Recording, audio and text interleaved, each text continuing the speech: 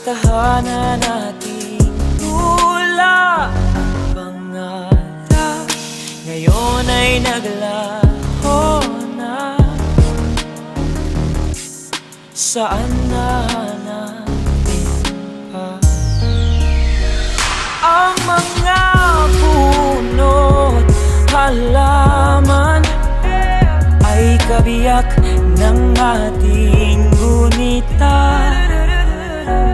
Lumilipas ang panahon, bakit kailangan ding lumisan? Pana-panahon ang pagkakataon, may babalik pa.